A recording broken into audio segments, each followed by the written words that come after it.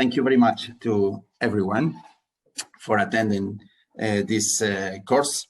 The name of this course is Plans for the Exploitation of HBP Technologies, some guidelines about this important matter.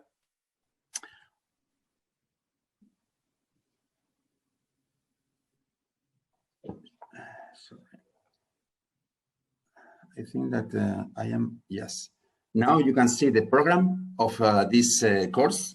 Program day 1, day is the introduction to the course, key concepts about the 3 important pillars of exploitation. The exploitation itself, and ownership of results. Why do we need to plan our exploitation activities? What is the type of results that we have in HBP, and related with that, we need to review what is the technology catalog, the maturity assessment procedure, and the exploitability criteria that we are using to put technologies in the catalog and to assess the maturity. And we will give a very quick look at the Innovation Radar initiative for the European Commission that we should fulfill at the end of every grant phase in the project. So in the program day 2, that is tomorrow, we will go in detail through the main aspects of exploitation plans, some guidelines to help you in producing this kind of plans. So we will go more in detail into the key points to address in these plans. Secondly, we will introduce what we produce, one complementary tool that we offer from the innovation team, that is the market analysis and roadmaps. And finally, we will explain to you or inform on the timeline and reporting aspects that you should be aware, just to know how we can support you and when you are supposed to make these exploitation plans. So that is the program. So let's start with the introduction to the course. Well, as you all acknowledge, know, the key objective of HBP is to offer all the results in the project, developed in the project, hardware, services, models, databases, software, tools, to the communities, industrial and scientific communities, through eBrains, the infrastructure of the Human Brain Project. In line with this, the objectives of the course is to explain the importance of transferring the research results to the markets, to the users' markets and users' markets, to help you identifying potentially exploitable technologies. We will introduce the concept of exploitation. Sometimes it's a little bit confusing, but we will try to make it clear. To describe the most important aspects behind the elaboration and implementation of your plans. And finally, to explain how we can support you in terms of this producing of exploitation plans. So first, a quick review of what we offer in the innovation team. We act like a bridge or tool to connect the research and development tools, the research and development work and results, hardware, software, services, model, databases produced by researchers and developers, alongside the 6 service categories, to the scientific and industrial users. Plenty of diverse users that can be the ones that utilize the research results. And for this purpose, we have in HGA3 4 main key activities. One of them is exploitation of these technologies, supporting the exploitation of these technologies. training programs on innovation, exploitation, protection of IP, industrial engagement through national innovation communities. That is an initiative that we are already promoting with some national hubs in Spain, very soon in Belgium, Switzerland, etc. And they recently closed open call for companies and startups to engage the industrial actors in HBP. That is nowadays is in a very in the selection process.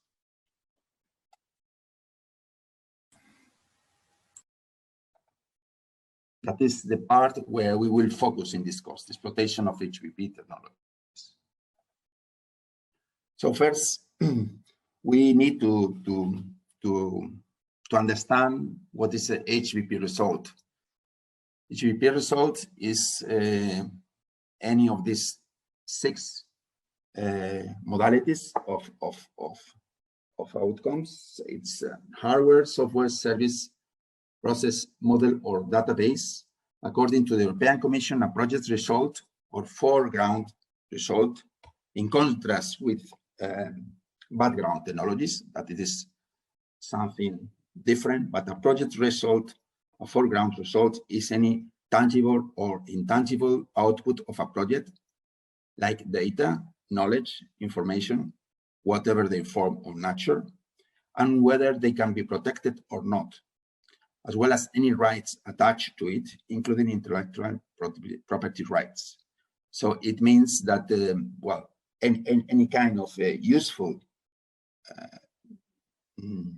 thing that it is emerging from this kind of projects should be considered a project result. We have some results in HBP that are very clearly related and integrated, and hopefully soon part of e-brains. And we have also some other products that are not so clearly connected to e-brains, but in any case, they are project results that can be exploited and can be used by the scientific and industrial communities. So we have here more or less a definition that can help you during the course in order to know, depending on the type of result, sometimes the exploitation plans should be different from others. Exploitation of results. It is the definition provided by the European Commission. That exploitation is the direct or indirect utilization of project results in further research activities, other ones that the ones covered by the project, or developing, creating, marketing a product, process or service, or standardization activities. You can find in this link this definition. What is important here to highlight is that the project result can be something that is used in research activities, not only as end user, but for further research activities that is connected with a very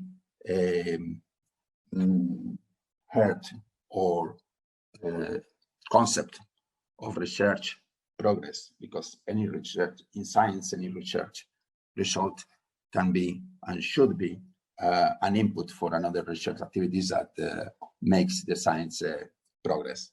So that is the project result could be any kind of these things provided in this definition.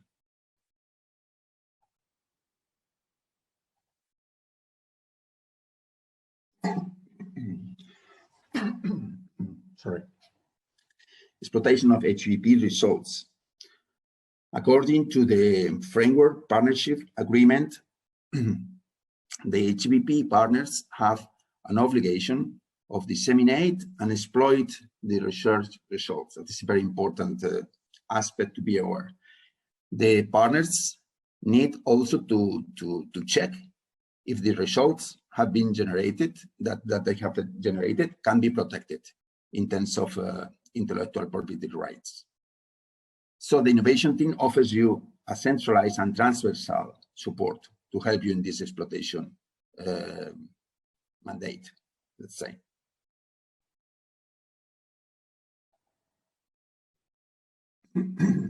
Some practical aspects on the exploitation plans of your technologies. The plans should be prepared by the research groups. So we support you, but we don't make the exploitation plans for you. It's an important thing to be aware. The plans should be prepared by the research groups for each exploitable technology. That means that we are not likely to make an exploitation plan for all our group as a whole, but each technology has different characteristics and requires different exploitation plans. Twice a year, a calendar with the dates is shown later in this presentation at the end of the day, and at the end of tomorrow session. The innovation team provides the guidelines and follow up on the elaboration of your exploitation plans, so we can support you in these matters. The creation of these plans facilitates internal and external collaboration and identification of exploitation opportunities. With these plans, it is one of the strengths of these plans is the necessity of reflect on where and how the tools that we have developed can be of interest and practical utilization of different people, different groups. That is the identification of opportunities to put the tools in the markets, scientific and industrial markets, and commercial and non-commercial markets. We will explain this difference later. Exploitation plans guarantee that the reporting of technologies in the catalog, in the technology catalog, and the reporting of the innovations or the mature technologies are informed on due time to the European Commission through the Innovation Radar. Innovation Radar is an initiative that it is, as I said before, it needs to be informed or fulfilled at the end of each HBP phase. The plans also help the consortium to better understand the competitive advantages of your technologies in front of other alternatives.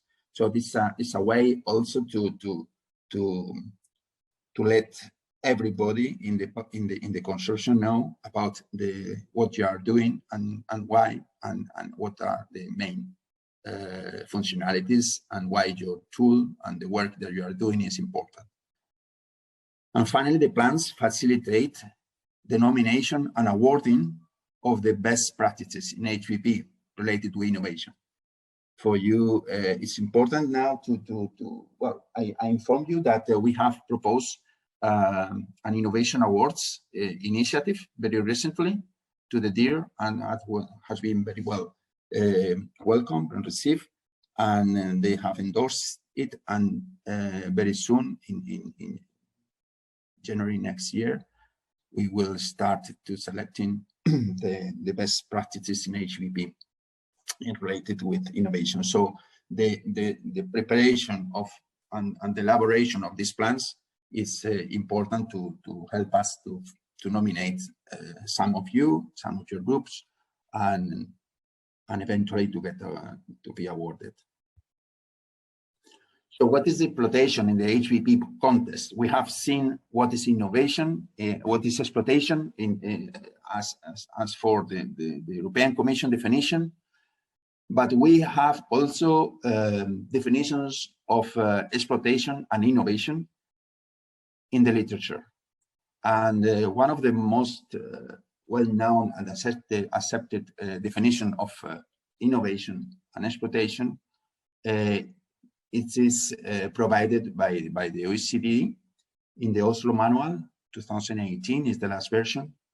Interesting source, interesting literature for you, for whoever will be interested in know knowing much more in detail what is innovation, I recommend you this reading.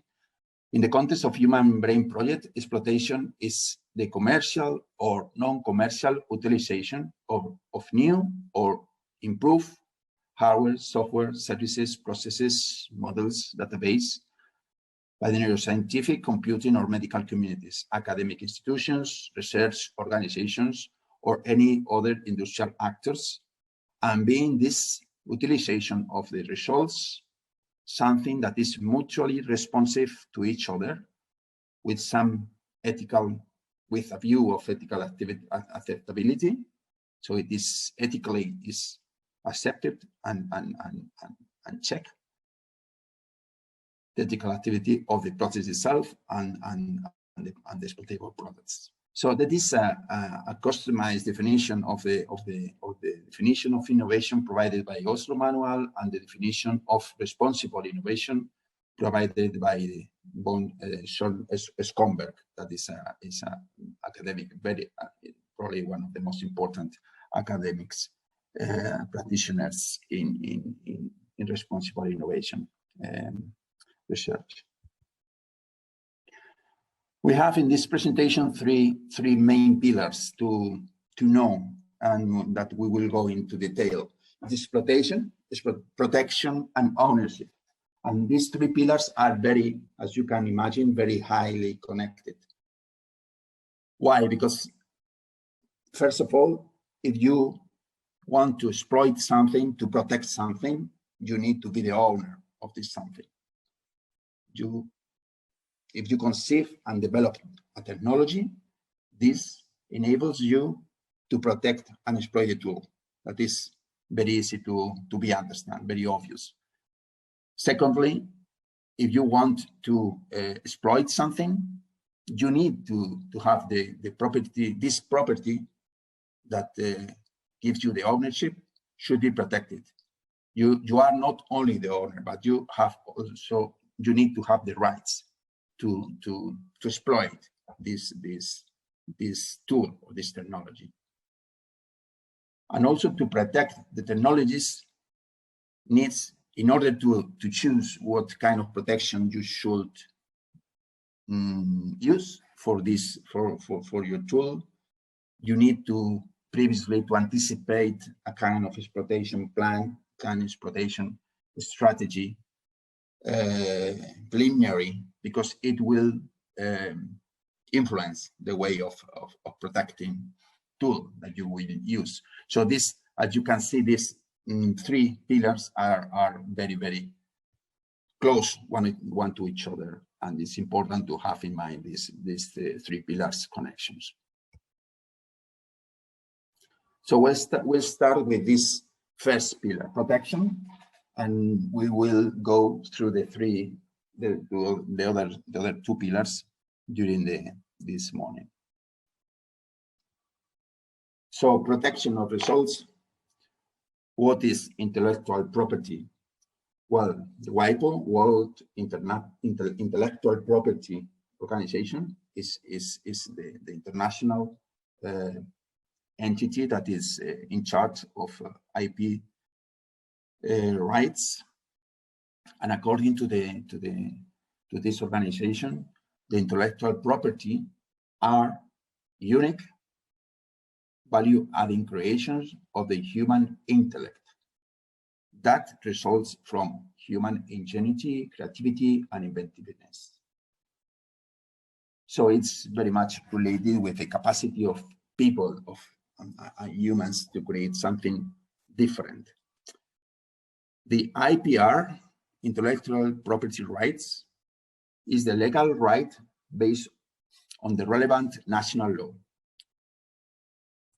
That is, intellectual property is the concept associated to the different rights you hold to protect your ideas and any sort of intellectual creations.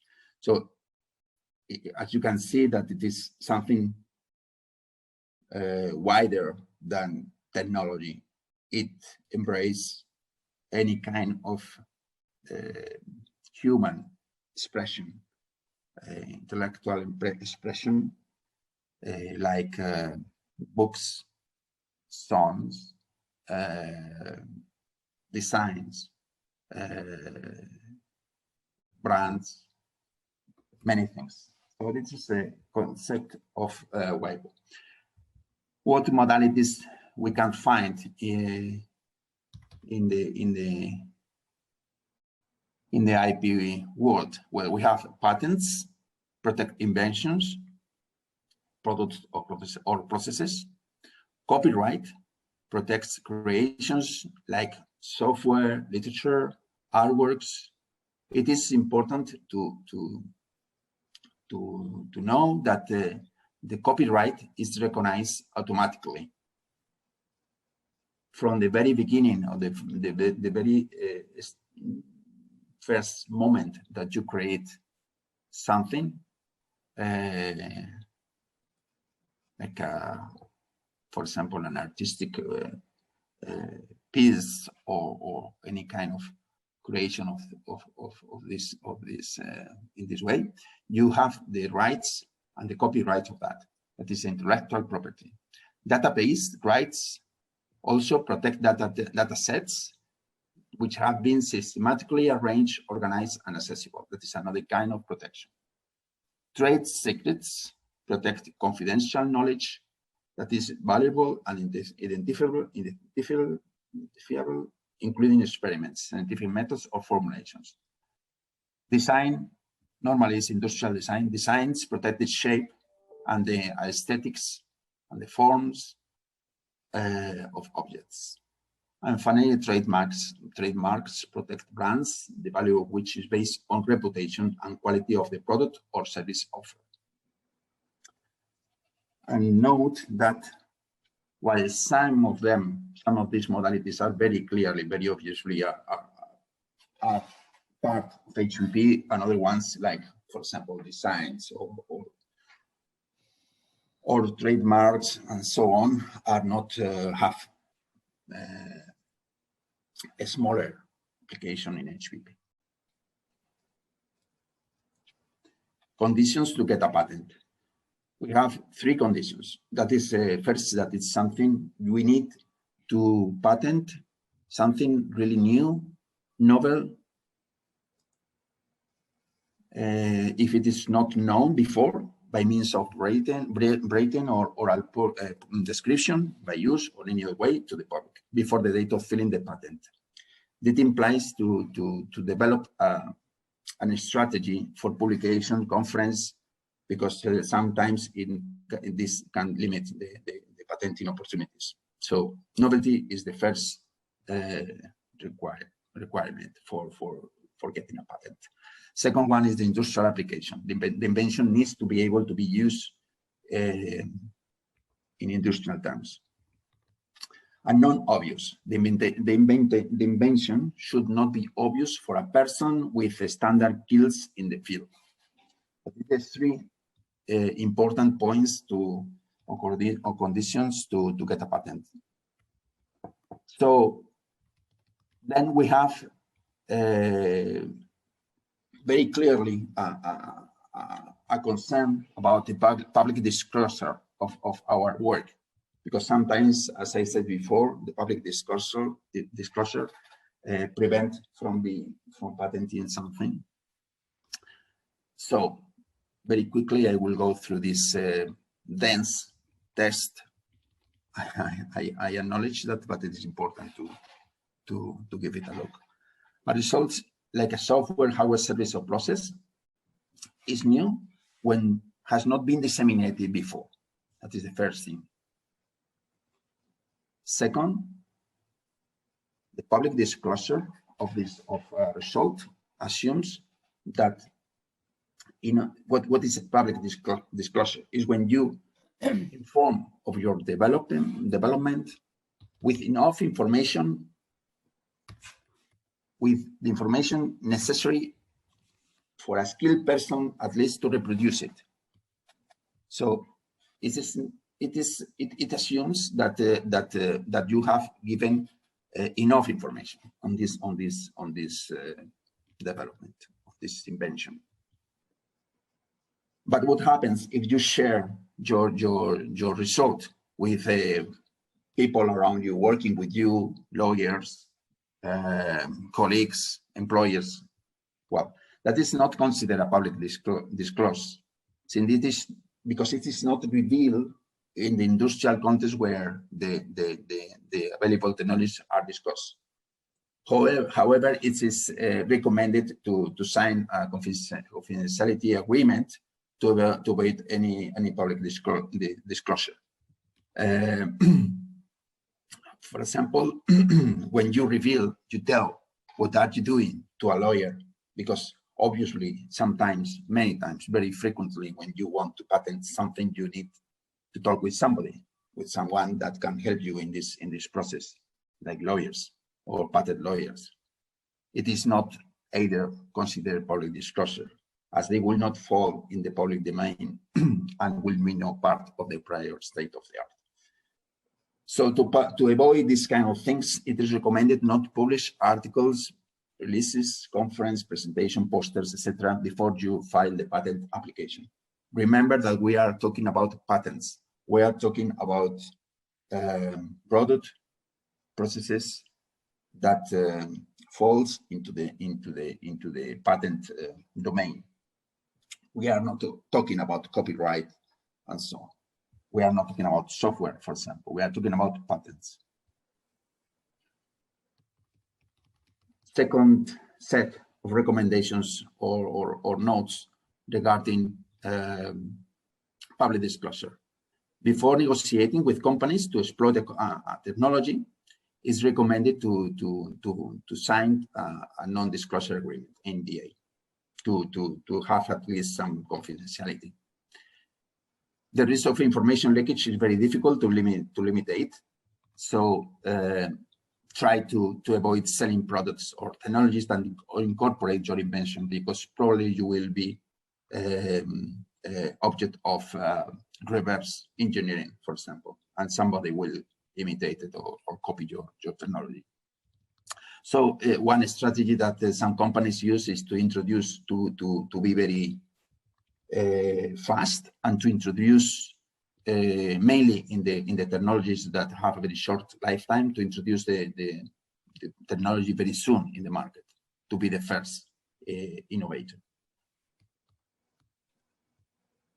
Sometimes making no effort, some companies decide to make nothing related with patents, and then obviously prevents you to have any exclusivity rights on these results, and the competitors will learn what are you doing and can imitate you.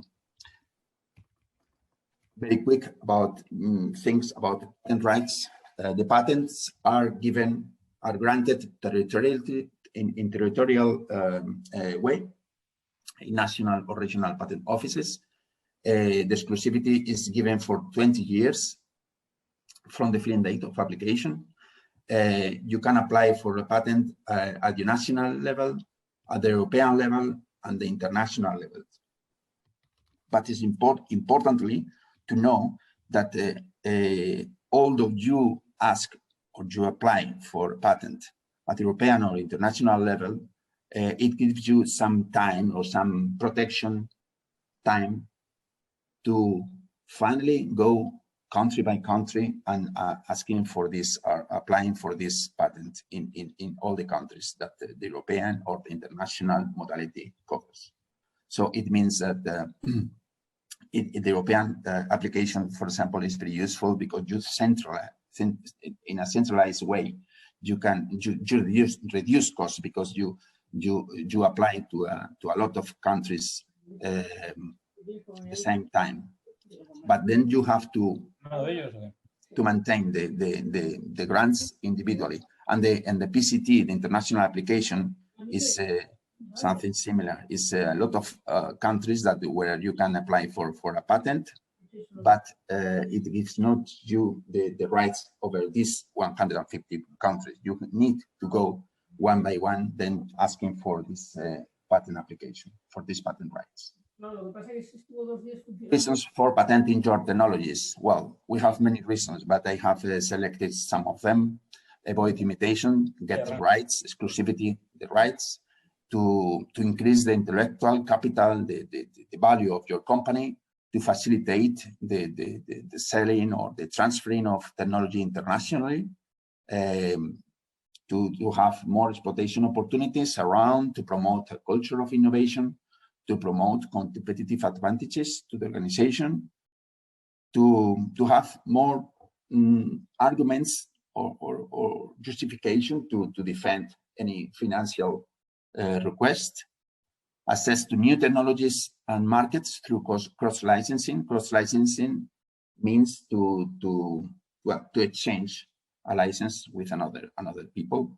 You provide your license and they provide you with another license of their products, and then you have access to new markets.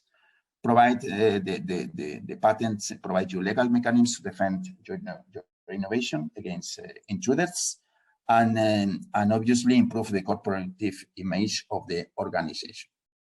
But you have another alternatives to patenting. Very obvious. You can decide to publish because you decide, well, it's cheap, and as soon as I have published this technology, it is of public domain yet, so nobody can patent this same technology. Well, I haven't this patent, but other ones will neither have it. So it does not provide you exclusivity, and the information is revealed to competitors. You could alternatively to decide to keep the secret, industrial secret of this development. It's cheap. The invention is not revealed. In principle, is not revealed as soon as the trade secret contract is maintained. But in many cases, the risk of reverse engineering or imitation by others, by third parties, or the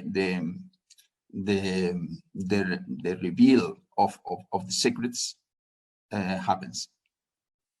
In many cases, it's difficult to maintain this agreement, this confidentiality and trade secret agreement normally in the business environment. And you can also do nothing. So you just forget about anything related with patents. So you will not have the exclusivity, but the competitors will surely and certainly will manage to discover your technology details, although you try to cover it into a complex system or so on. Well, you must be sure that the competitors with reverse engineering will be able to imitate, to copy your components and so on, and you will finally be copied, and you will lose the opportunity of exploiting your tool. And now we are going to explain you a little bit about software rights. Well, as I told you before, the software is covered by copyright. So how can you protect these rights? These rights are yours from the very beginning, that you create the software, but you wanted probably to make formal this protection by non-disclosure agreements, by contractual clauses with users. You can even decide to register the software in a public notary, because you know that the authorship of a software is automatically recognized as a copyright by the Berne Convention. And finally, you can, the most usual modality is to get, well, to provide a license with this software, including the use. You can use for that, for example, non-profit organizations that provide protection service, for example, Creative Commons, that, well, gives you the opportunity to share, for example, a song or software or a book, or any creative development. You can share with another colleagues with some restrictions that are are established in this Creative Commons. We'll see what is a software license. License is a permission to use a software. So it doesn't mean that that providing or giving this permission, it doesn't mean that you will lose the ownership of this software. It's implemented through a legal contract with some terms and conditions. What the software license includes? Well, terms and conditions, how the software can be used with some restricting actions, the obligations, the terms of warranty, and indemnifications in case that any damage is produced because of the software, the liability, responsibilities of each party, the user's rights in case of specific situations or circumstances, and geographic restrictions. That is some of the points that should be put in a software license. And what type of software license we have?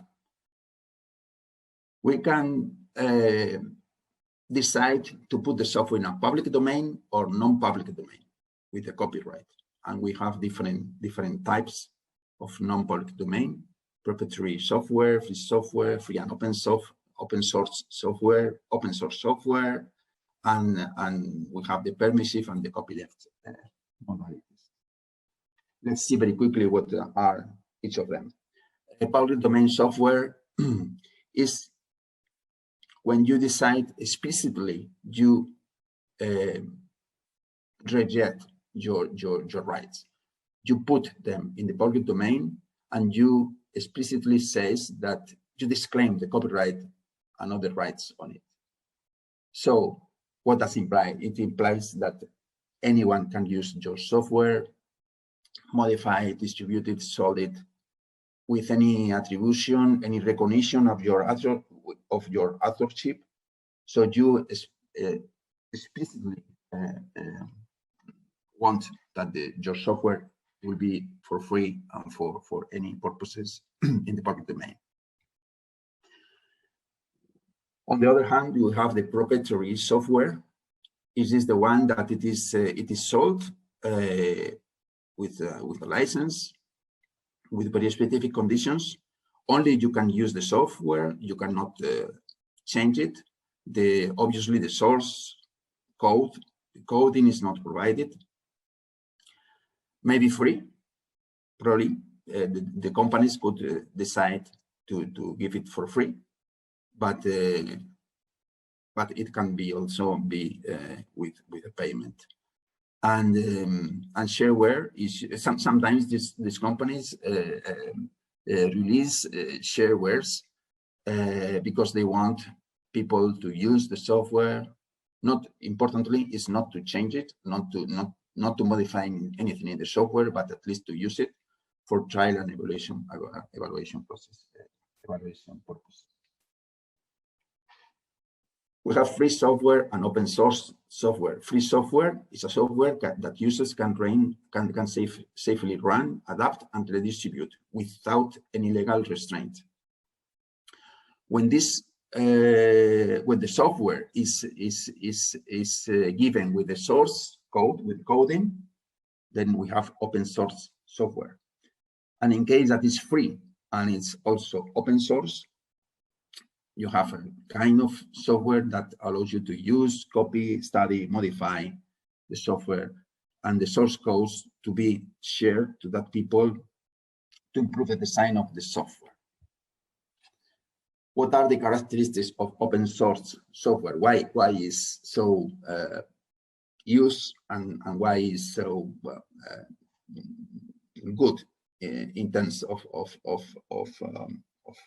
knowledge promotion and scientific progress? Because it mainly because of the free redistribution and the availability of the source code, it implies that a lot of people will work on this software, and it will have multiple inspections, detection of errors, multiple eyes. So you allow the people to modify your works. That is called the derived works. You warrant in this way to no discriminations against any kind of groups, any kind of areas of science. The distribution of the license are the rights attached to this software, with no additional license required. And the license must not restrict other software, or cannot and should be technologically neutral. That means that you should not, the software should not be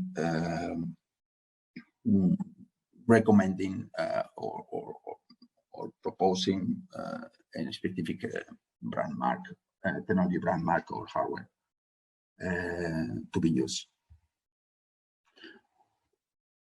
What is the difference between permissive open source software and copyleft software? Well, basically, that is the most important part to be aware, is this one.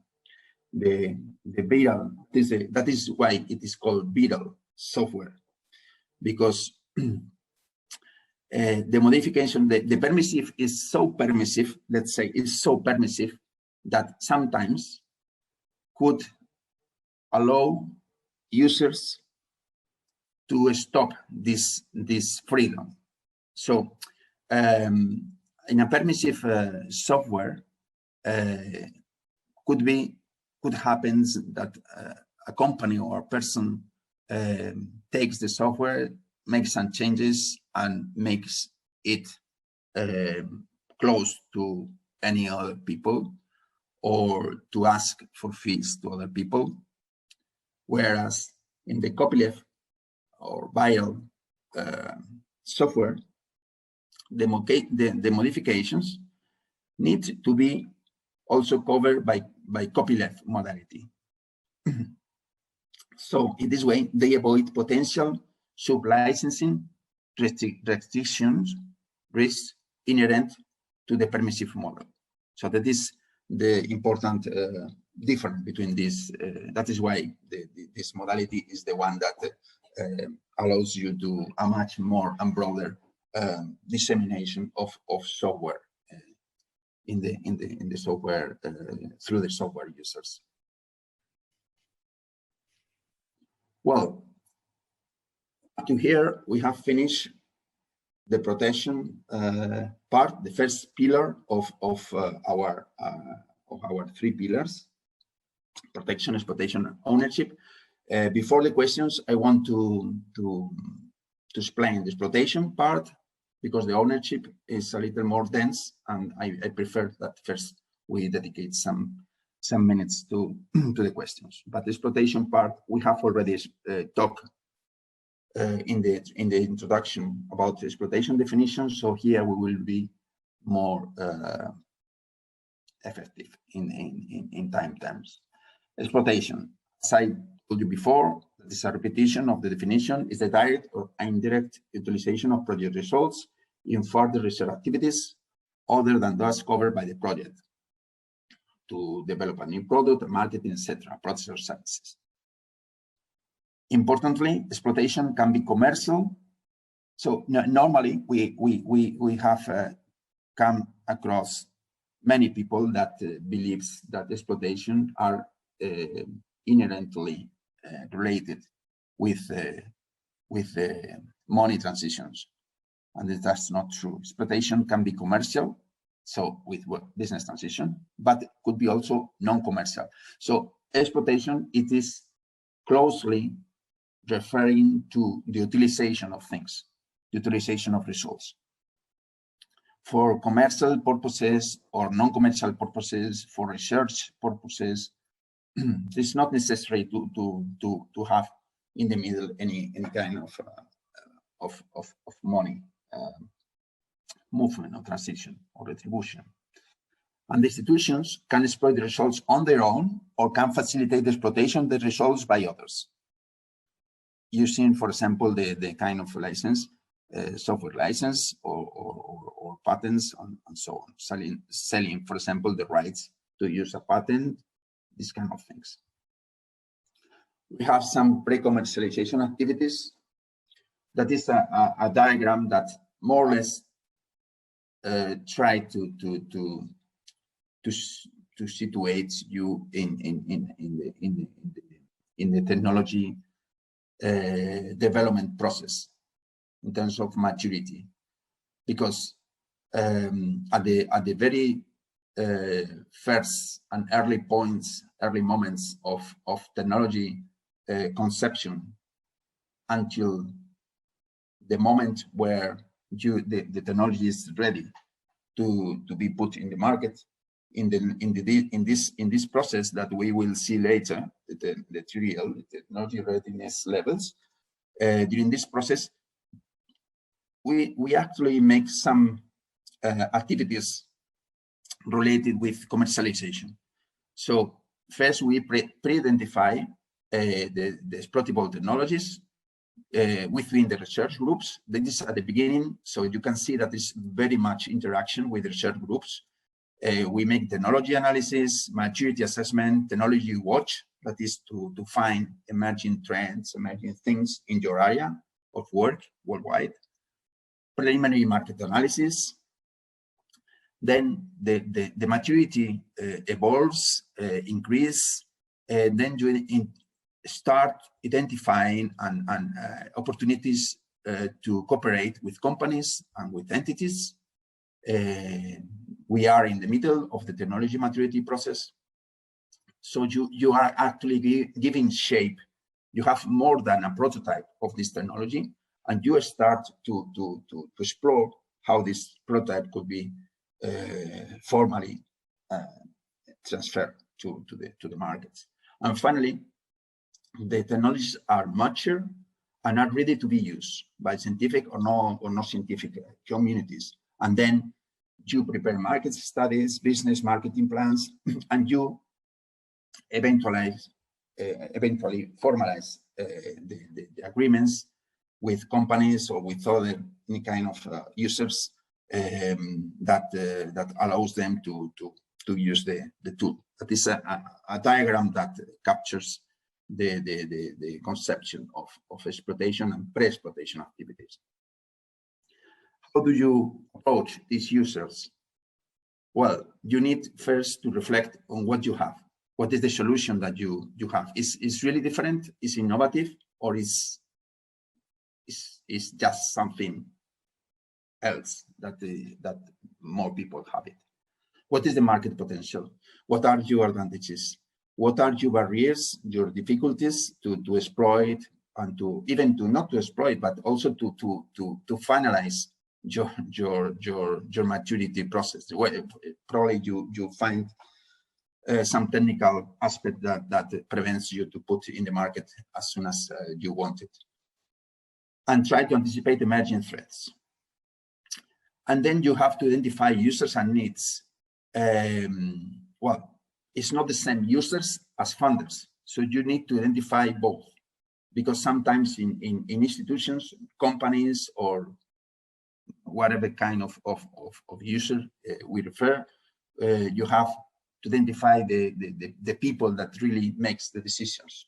So who is deciding to buy you, or to use, not to buy, or at least to give you the chance of using your product or service? And is your solution a priority for this thing, for these people, for these funders, or these buyers, or these users? So this is the kind of question that you need to address to make a right approach to final users. Where you can identify these users? Well, you have plenty of sources and options. You can ask, and you can make interesting dialogues with your technology transfer offices in your university, in your research center, in any kind of institution that has these offices. Not all the institutions have it, but in many cases they are there to support you in conference, in events, throughout your research networks. through different industrial and scientific newsletters, where you can identify initiatives, new people, new companies. By using the innovation team itself in the HBP, because we can inform of people that that approach us to learn about HBP. We have, as I told you at the beginning of the presentation, we are in connection with the national hubs. That is a group of members of companies, hospitals at the national level that are really interested in HBP. We met them regularly, and then within these groups of people, of companies, there should be potential users of your tools. It's an important source of users as well. Through market analysis of the kind that we will explain later in this course, market analysis that we make in the innovation team usually gives rise to opportunities in terms of exploitation, with name and surname of companies that could be interested in using HBP results. Through patent research, education programs, the attendance to business school programs, to university education programs, all around this institution and this educational environment could be a source of potential users of your tools. Through collaborative networks, suppliers as well. Suppliers could be a source of users. Venture capital companies, entrepreneurship offices, incubators, and hackathons. Probably you find, and you explore a little bit more, you will find more sources or more places or more moments where users can be identified that potentially can be customers or can be users of your tools. And how this exploitation is materialized in the practice by technology transfer, because the technology transferring is something that implies to put your solutions or services from your institution, from one person that holds the intellectual property rights, to other people, to other scientific industrial actors. So more formally than exploitation, probably more with a more academic conception, we sometimes refer to exploitation as a technology transfer. But as you can see in the diagram, the three cycles, the technology transfer is in the intersection of science, business, and law, because science provides the solution, business are wishing to use the tools, and in the middle, the rights, the IP rights, and other kind of contractual agreements are needed to, under the umbrella of law, to make the technology transfer a reality.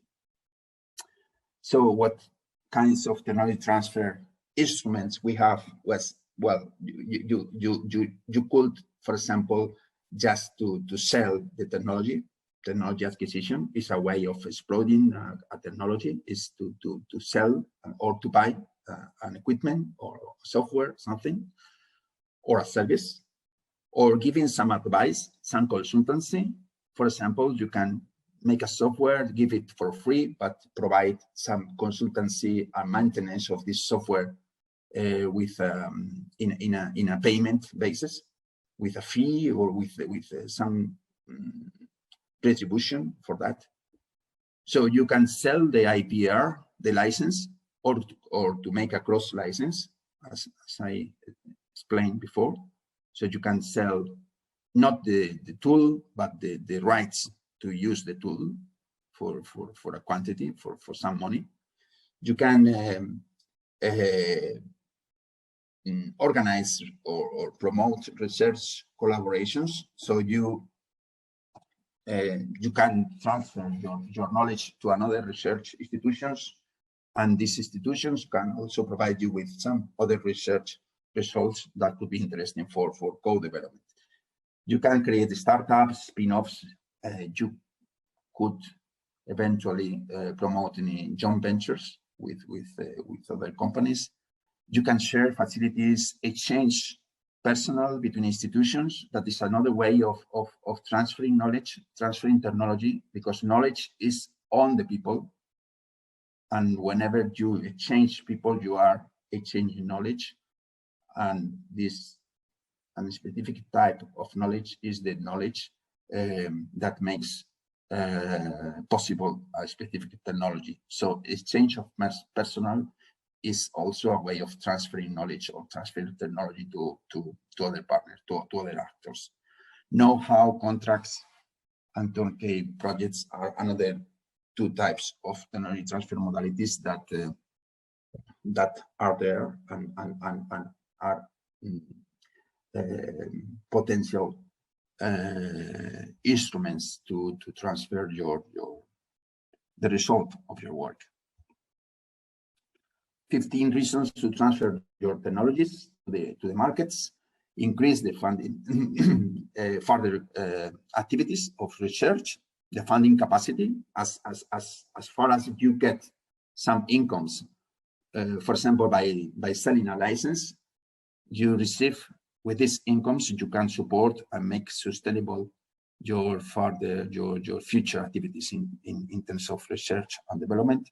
Better definition of current services, but because obviously whenever you have a lot of people, users utilizing your tools, you will know better what is failing, what could be improved. So the services, components, maintenance improves. You improve the image of your research groups, recognition, awards. The intellectual capital of your institution increase because you have IP rights. That is, at the end of the day, that is money. That is value. That is an asset in your organization. You improve your tacit knowledge about in the area about your technology, because you understand as well not the theoretical part of your knowledge, how the technology should work, but you also know how the technology actually works in practical terms. That is a tacit knowledge inherent to any technology utilization. You improve and can customize your tools. You can create new standards in the area, hopefully. Identify new directions for research, new research lines, new lines of work beyond research, importantly, because sometimes with this transferring, you realize that life beyond research also exists. You can dedicate or create a small department to transfer your work to the practical utilization in markets and so on. Make more effective your activities. Access to receptors know-how, importantly, because you will know more about these receptors, and you will use eventually some infrastructures of their own. You explore new markets and create new professional networks, and you have also the opportunity to interact with research funders. Okay, well, up to here, I will leave the ownership things for later, and I open now the room for some questions. I will dedicate 10 minutes for questions, and hopefully only 10 minutes, because after the second part of the presentation, we will probably have more than 30 minutes to address any question that you have. So very happy to receive any question from your side. Hi, Björn. Hi, yes, I have two questions. The first is, you mentioned that there is the need to have this exploitation plan updated twice a year. Is this a contractual obligation or is this a recommendation just to keep track? So is it voluntary or are we forced to do it? Okay, well, it is no contractual obligation, but this is a strong recommendation, not only given by the innovation team or the Work Package 8, but for the HBP consortium. It is important because we need to, as you saw before, the partners has the obligation to disseminate and exploit their results. So the best way that we believe that this could be done is to make formally and homogeneously through the different partners to make these exploitation plans with a template we will provide in order to facilitate to make you easier the elaboration of these plans. But well, we strongly recommend to do it, and we will hopefully have and we know we have the endorsement of the DIR to make these plans. Obviously, and I will tell you a little bit more about it, but obviously the plans that we are thinking to do is not something that very complex and not so, it's a short version of what is considered an exploitation plan in the real world, in the literature. So my answer to your question is no, we have not a contractual request to do that. That's already nice. Sorry, may I add something, Bjorn? Yes. We do have the obligation to report on the update of the exploitation plans. So I think that it's easier for HBP partners to do it continuously, as we are suggesting, better than waiting for the obligatory report. What do we do with this now?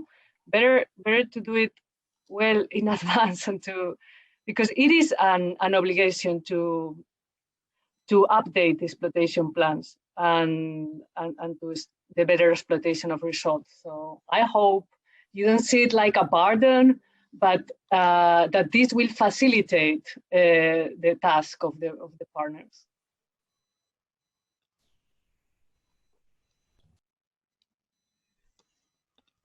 Well, let's see whether it's not a burden. I assume it will be, but I may be pleasantly surprised, which I don't mind.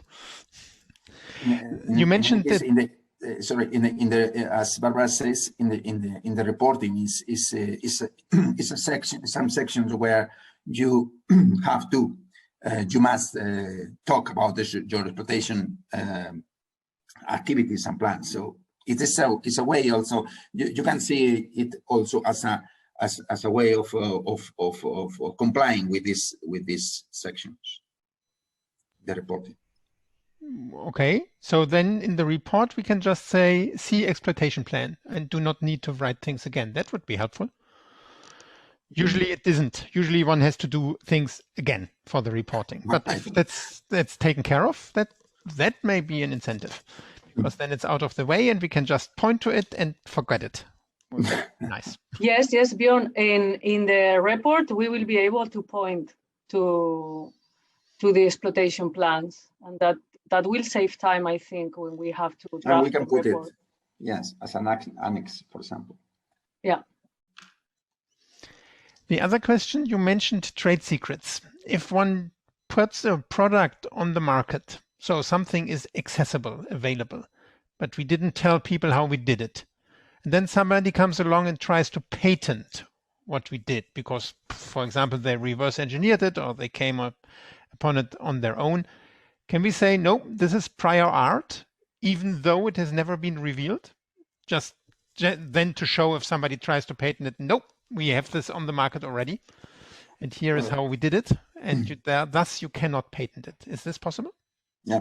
If when you apply for a patent, you have in some earlier stages of this application, it is review if this is part of the prior art.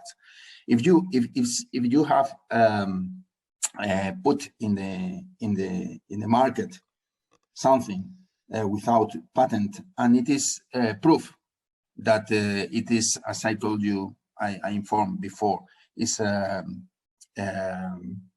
give enough information that could be reproduced by somebody else, and you have not patented it. Somebody could try to do it, but if they find that this, if you, for example, when you are going to do this reproduction, if it is proof, if you can prove that it is yours, and you have already published it, make this public disclosure, then they will not be able to patent, because you can prove that you have put in the market, but you cannot either patent it because at the time that you will apply for the patent, it is already public. So neither you or them can patent this technology. Yeah, is it public? Because it's secret. It's trade secret. It's on the market, yes, but to be able to reproduce it, people would have to reverse engineer it, cut out the chips, slice them down, do X-rays. This is not really a kind of publication I would consider as publication. Therefore, I'm asking. No, but trade secret is a private agreement between parties, but it's not public as soon as this trade secret is secret. But in any case, you have not. So it is there. It is it's out of your lab. Is there. It's used by somebody else. If the patent application proves that this is used by somebody else, even with a trade secret, because sometimes, as I told you before, the trading secrets are very often, very frequently revealed. And as soon as this trade secret, this technology that is kept on this agreement is revealed, you will not be able to patent it because it's used, but neither can be patented by other actor because the technology is also there. So to patent something, it is absolutely necessary to go through a patent application and to demonstrate that the technology is not public before.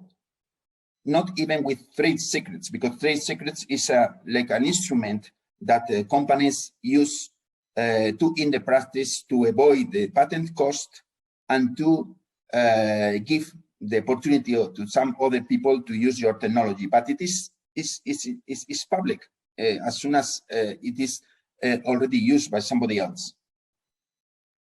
So if we would use our chips in services offered to the outside, that's fine. But if we would give our chips away for people to use, then this is publication. If you give your chips to use, and it is also part of prior art, and then it is not cannot be patented.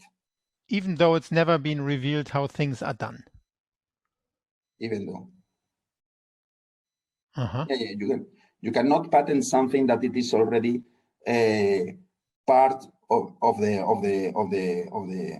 prior art. You can do it. You can apply for the patent, but somebody else can make claims against this patent.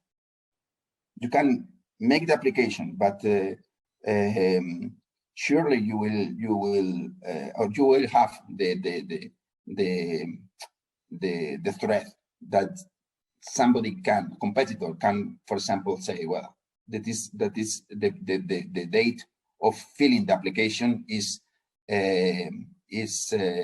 later than the date where I, for example, interact with a chip user, or before or prior to the date that I saw you presenting the chip in a conference, for example. It doesn't make sense, of course, for me, because if we have something in a service like we do currently in the eBrains, we use machines. Yeah. And to say that, okay, because you use a machine that has the chip, which has the invention, therefore the invention is public. It's an interesting concept. Is this really true? So that we cannot offer the services, even though the service is completely independent of the technical implementation of what is new. So the specific implementation of something that is used then in a service, does it prevent the technical implementations patenting? You can obviously you can provide the services. You can do whatever you want with your chip. But as soon as this part of the public domain, you cannot patent it. So it doesn't mean that you, to do anything you need a patent. It's not that. So you can, you are the owner, you have developed something, but you have not the property rights. But as far as somebody else or nobody else can reproduce your invention, because it's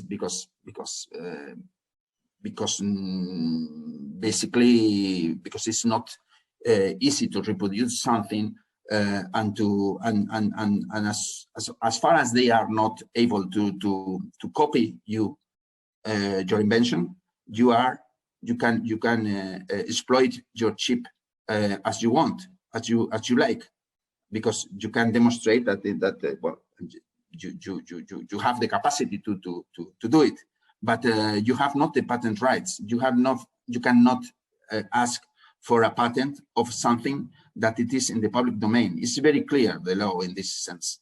That's why in terms of patenting, it is important to clarify very carefully where, when, how are you going to disclose this invention.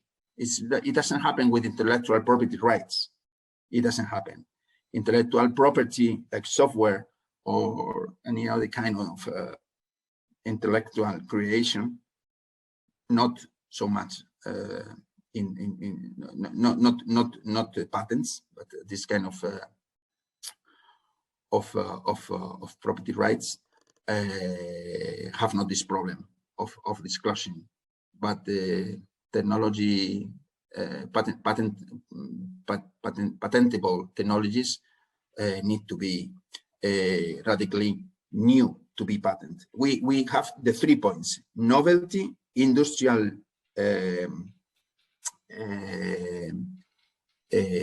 use, and well, what's the other one? The 3.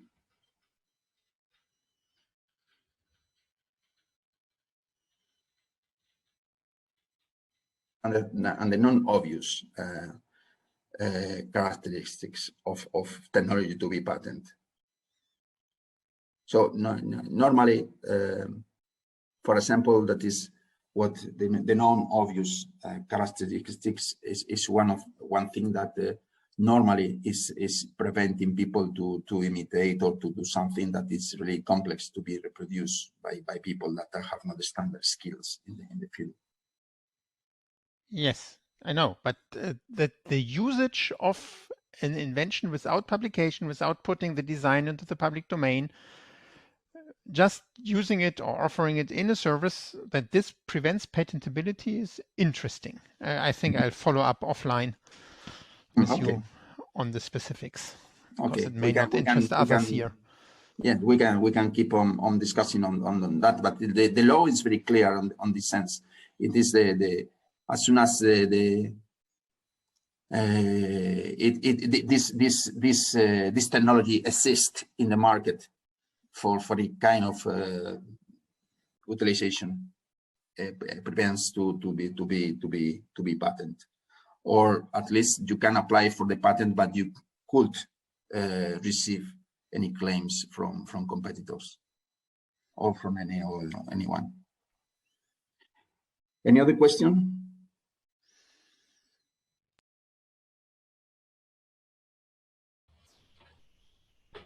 Well, if there are no questions, I will go to the second part of this session very soon.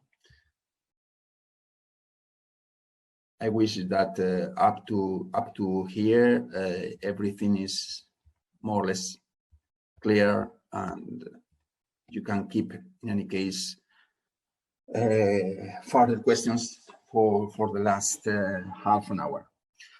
So I will finalize with the third pillar of the key concepts: protection, exploitation, and now ownership.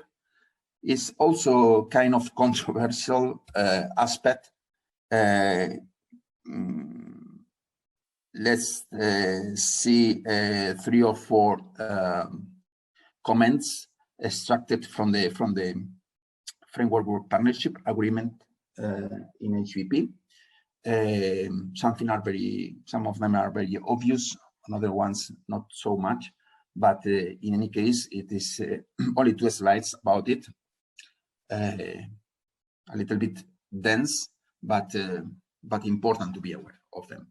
Results are the property of the HBP partner that generates these results. It's obvious, clear, and self-explanatory.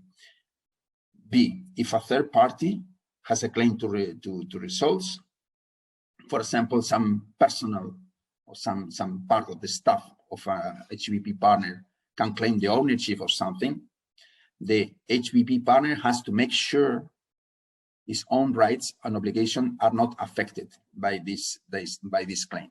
So the HBP partner is the final responsible of guaranteeing that the rights and obligations are not affected, even though someone in the partner is claiming for the property of the results. C, the results are owned by one or by several partners. Very clear as well, and very clear and very easy to be understood. 2 or more partners own the results together if they have jointly generated them, and if also not possible to establish the difference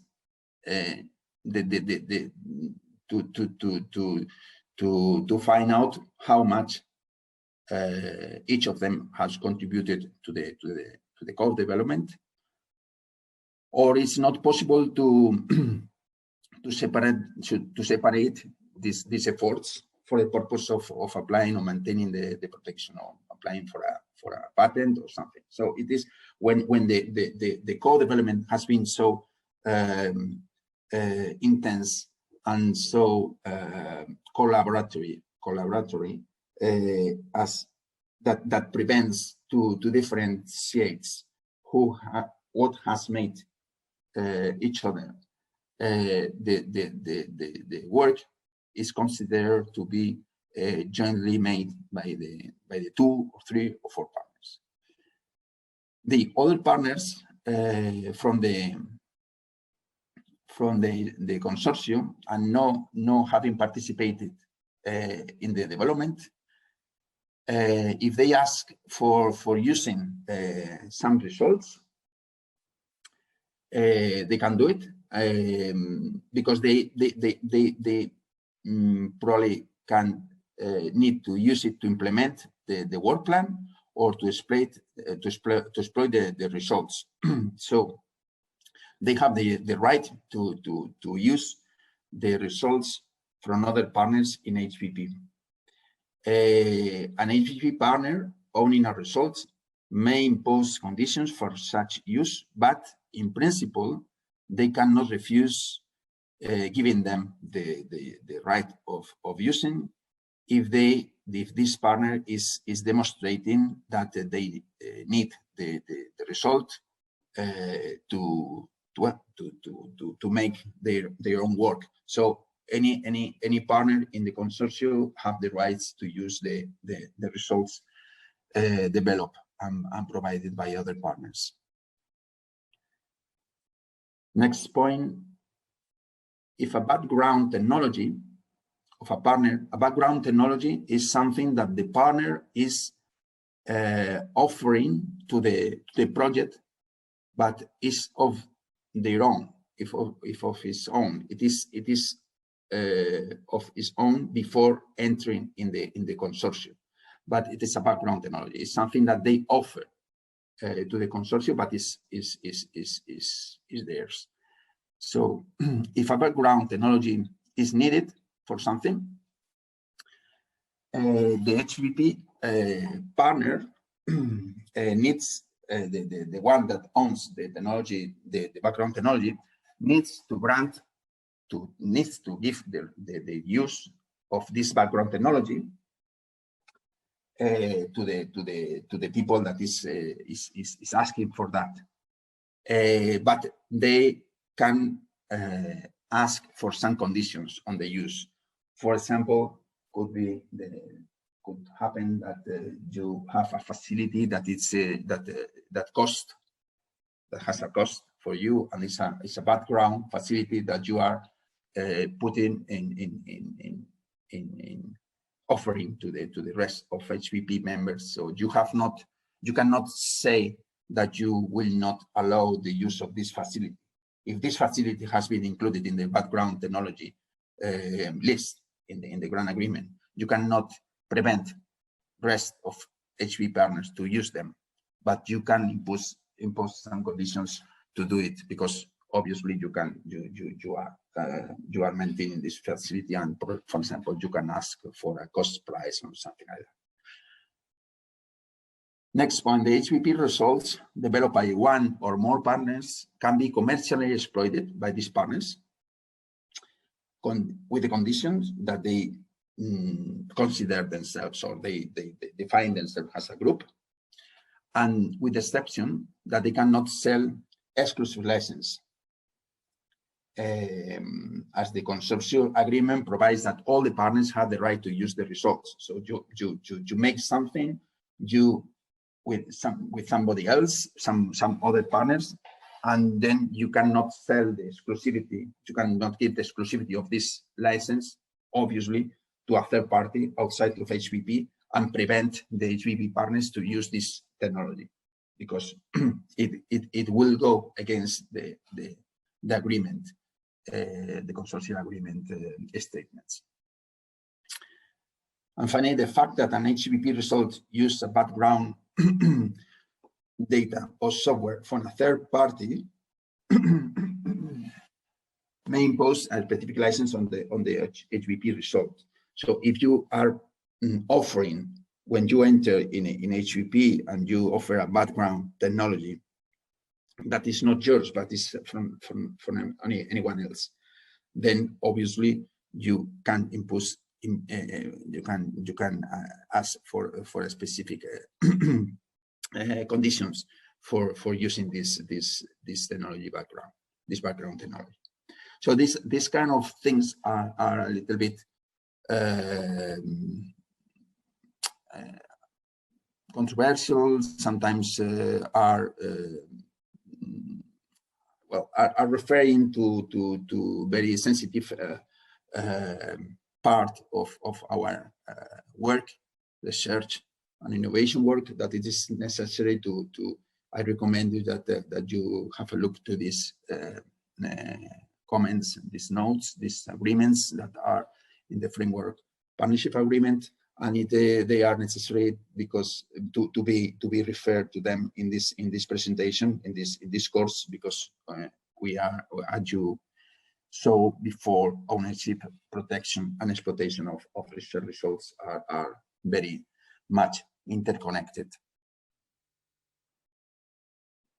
Well, that is the questions part that we have already done, and then we go ahead in the presentation, and we will see why we need to make a plan for exploitation. Well, first reason to make exploitation of everyday exploitable technology, first reason is that each partner must, up to 4 years after the specific agreement period, take measures aiming to ensure the protection of its results. That is the main reason why we need to make this exercise of first, to know well what is exploitation. That is the purpose of this course, and second, to do it twice a year, as I am suggesting, and I have already discussed. Importantly, the partners should exploit the technology, or to try to exploit it, up to 4 years after the project finish. So the obligation does not expire with the finalization of the project, but it continues for 4 years more. The HBP partners are responsible for the commercial and non-commercial exploitation of the research results. They are the ultimate responsible of these activities. And as you know, eBrains contains a lot of services and tools integrated in an infrastructure, but almost all of them will be exploited through the service offered by eBrains.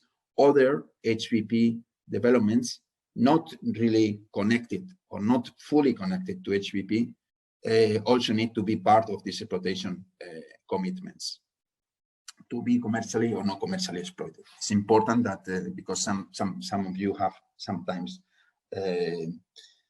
raised this question that they are doing something in HBP that is not really connected to eBrains, but it is important. So the answer is yes, you should make the exploitation plan as well, and you should be supported by us, by the innovation team as well, and we will inform of your developments to the European Commission timely as well. So, but we have to recognize that some tools are very much eBrains oriented, and other ones are not. So again, what type of results we have? Hardware, software, services, processes, models, and database. We have a technology catalog made by innovation team that includes those HBP developing technologies, hardware, services, models, datasets, and softwares that could have potential for commercial and non-commercial exploitation besides eBrains. The platform providing tools, the eBrains, the platform of HBP. And in this catalog, you will find different grades of maturity or closeness to the market. The catalog provides a link to complementary sheets where you will find further technical and market-oriented details. You will see now an example of a technology sheet that is made for the virtual epileptic patient. We are making another version in terms of formats for these sheets, but as you can see, basically what the catalog contains is a description of the technology, the competitive advantages, the application and market potential, and the reference. And you can see as well an assessment of the technology maturity of this tool. This is something that is made by the researcher or the developer, but in jointly with the innovation team. And we support them to do these kind of sheets. How do we know that our technology should be included in this catalog? Well, we have developed an exploitability criteria that when they are fulfilled, we invite the researchers initiate the creation of these sheets. First is the TRL, the maturity is over 4.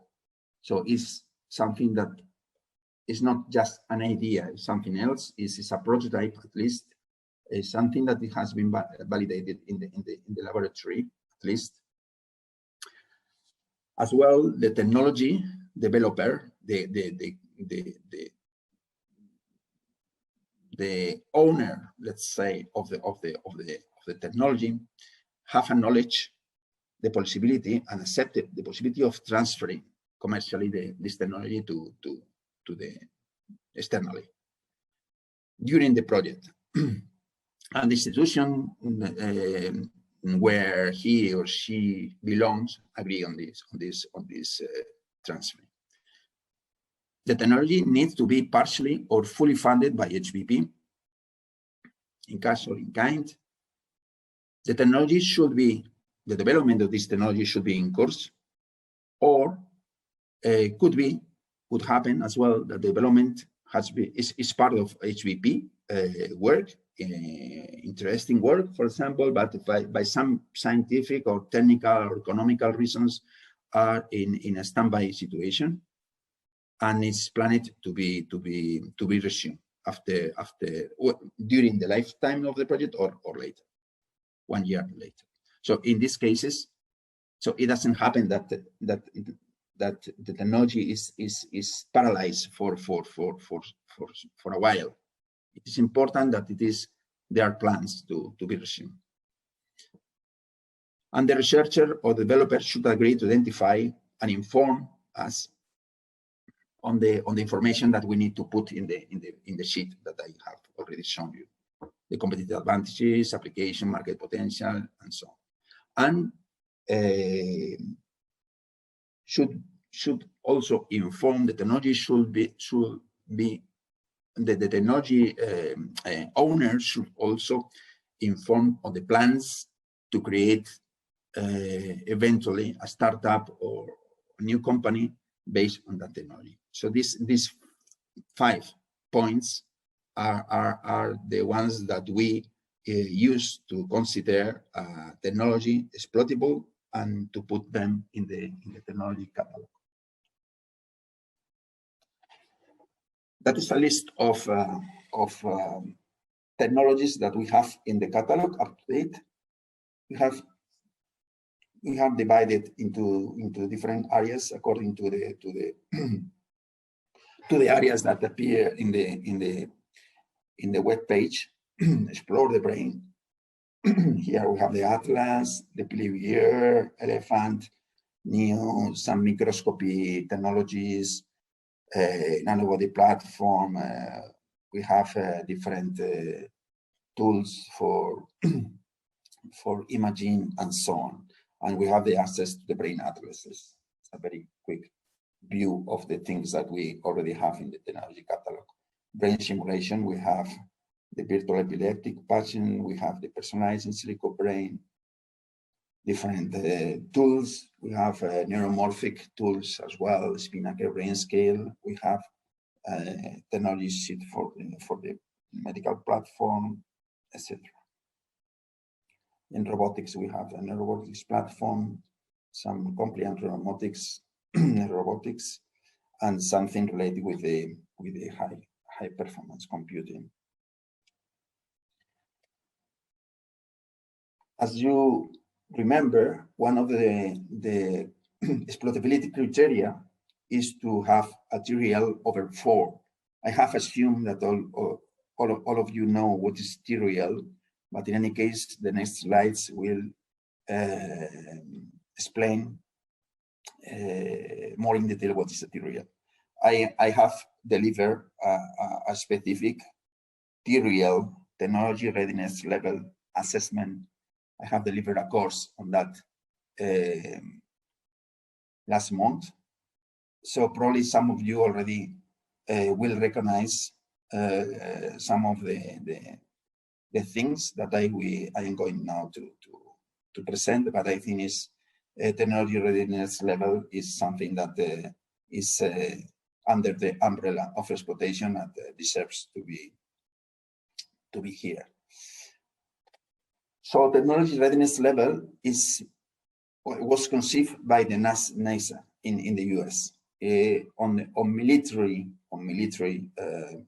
military area and aeronautics and space administration of the United States.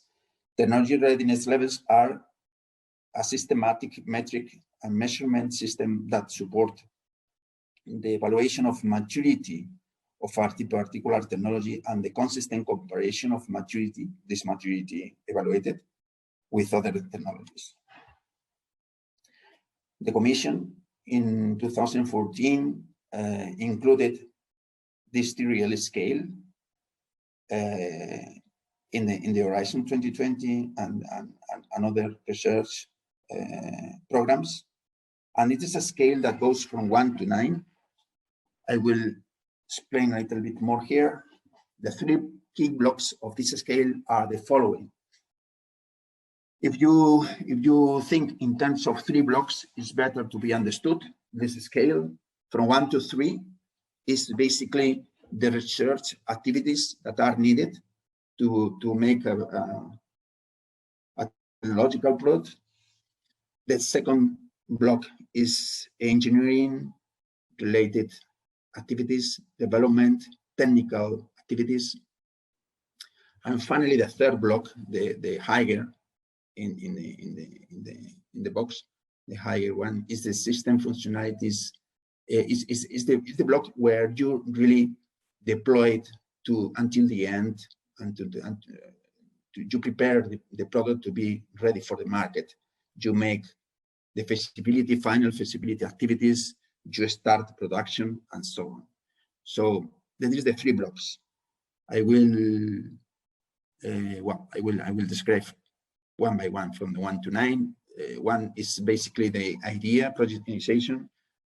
Second is conceptualize the idea in the environment where you are going to use it, and so on. Third is a proof of concept, just to check that this idea is impactful, useful, feasible. The fourth point in the scale is the prototype component. So you already make a prototype of your tool. Fifth, you validate it in a relevant environment. That is a relevant environment that is a reproduction of very, very close to the real conditions where the technology will work. Demonstration in relevant environment. Prototype. 7 is prototype proven in operational environment. That is the real environment where the technology will be working. 8 is deployment and qualification for example, to finalize all related with documentation, with maintenance, customer services or user services, and so on. And finally, the 9th, the TRL 9 is it is reached when the technology is market ready, and it is proof and can be transferred to the user markets. So this is the 3 blocks of the TRL. Why is important to acknowledge these blocks? Because, or this scale, because as the European Commission recognized itself in the 2015 report, high-level expert groups on key enabling technologies, there is well, basically here the Commission is putting black over white what is recognized in the innovation literature as a value of death. That is the really strong difficulties institutions, research institutions, or research departments in companies, or whoever is working in research, the real difficulties that are found to transform a research result into a market. solution, practical solution that that impact the society. So that is a problem, difficult problem to address. That is the valley of death. That is the transition from knowledge to market. In this phase that goes from the TRL 3, as you can see with the red arrow below, in the below part of the slide. From TRL 3, that is when you have a proof of concept demonstrated. You have the TRL 4, that is a prototype, and then you start to use the prototype in a relevant environment, TRL 6, and then you start to see the light at the end of the tunnel, but you need to put it to finish the development and to put in the markets. But this middle part of the TRL scale is really difficult, because you have to start thinking on how to reproduce real conditions. You have to normally in this part of the process, of the maturity process, you have normally some lack of resources in terms of human resources, funding. You have to look with one eye to the research efforts and with another eye in the market or user markets or end user applications area. So it is broadly recognized as a difficult part in the road from knowledge or from idea to application or to the market. So bien. TRL, TRL can be used also as a base for companies' strategies. For example, some people in organizations focus on TRL, high TRLs, because they like to, for example, to buy or to get the license rights of well-consolidated technologies in the upper part of the scale, because they just want to trade or to make the products or services available, buying them from institutions that have managed to increase in the maturity level and use the technology as a commodity.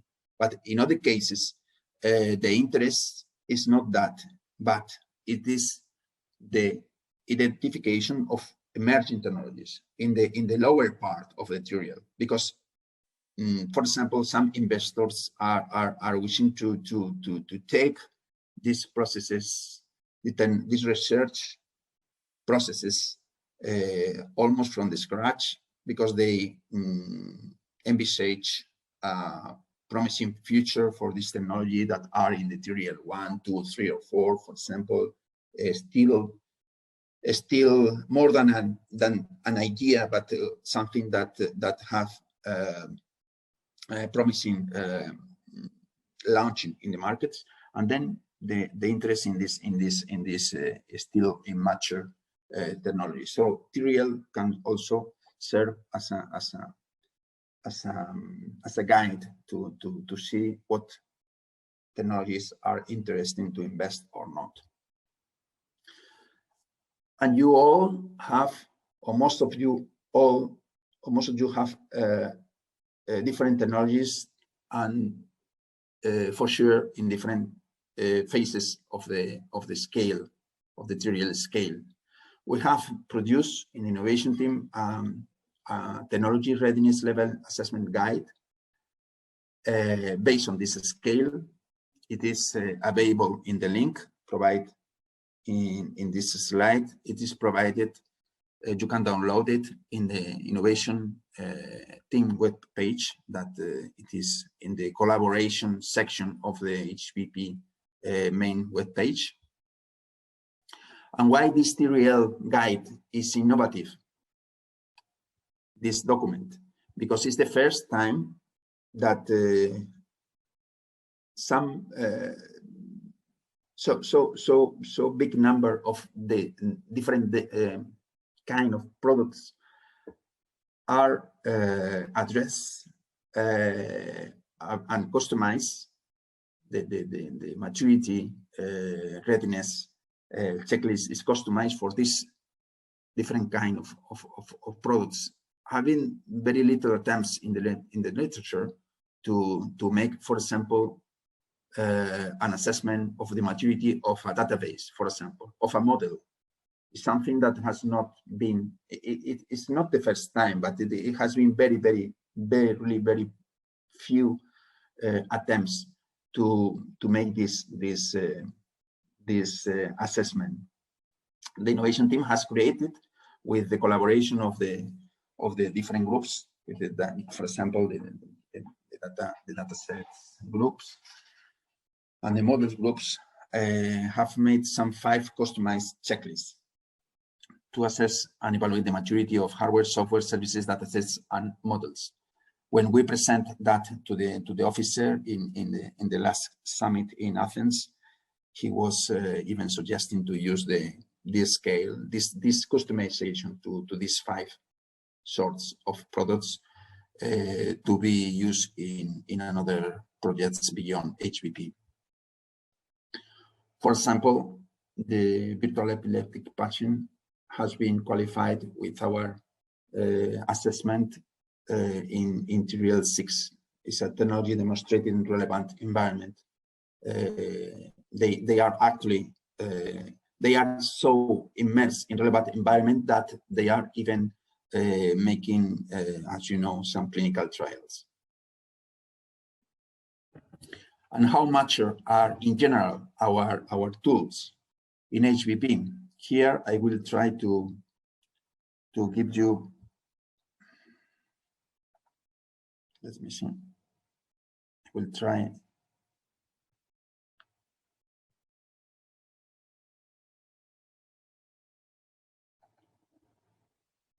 to show you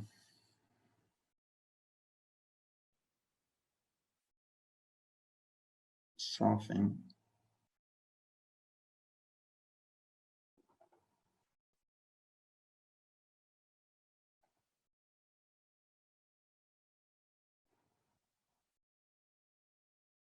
I have to share another part of another screen. Sorry, wait a minute.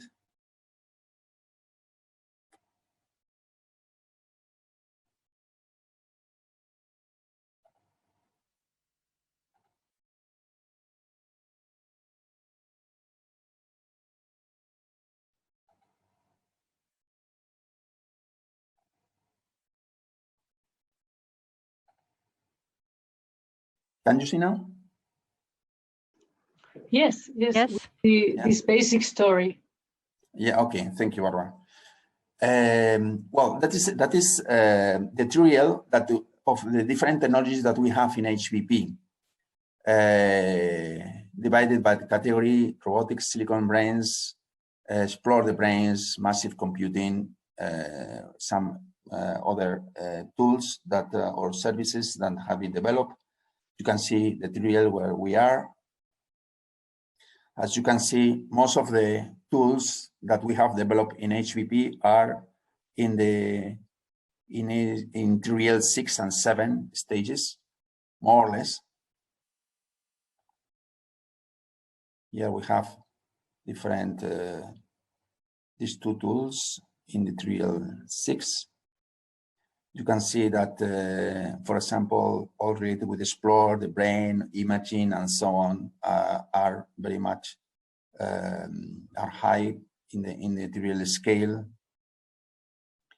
So basically, what we can see here is that that we, as we can imagine, after 7 years of almost 8 years of work, of research work, the developments are getting closer to the tutorial 9.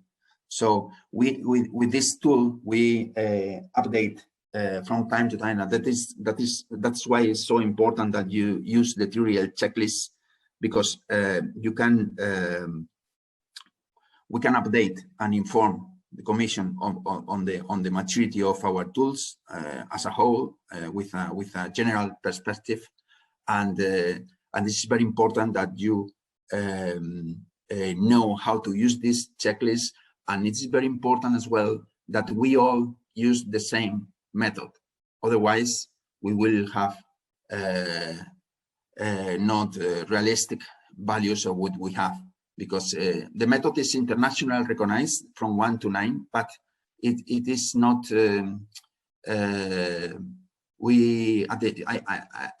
During the first parts of the project, we were using a simplified scale in 3 or 4 stages, and now it's time that we will be more precise to work in this scale from 1 to 9. You will find that the checklist is really useful, really easy to be understood, and what is most important is that you can choose the kind of result that you are working on: hardware, software, services, data sets, models, and then the checklist is adapted, technically adapted, to the technology that you are working on. So this is very important that you have that in mind.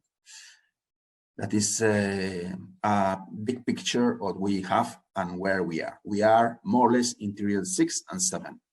And then I will share again my presentation.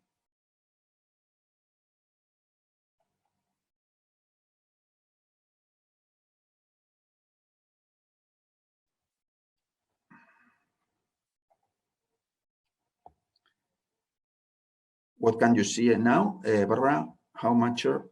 We see how mature are the HBP developing tools. Yes, fine, thank you.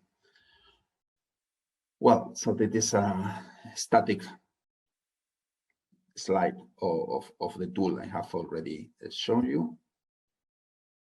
So we are there.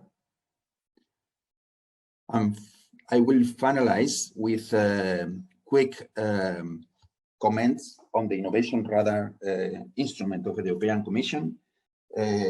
Most of you have received a feedback from the EC reviewers,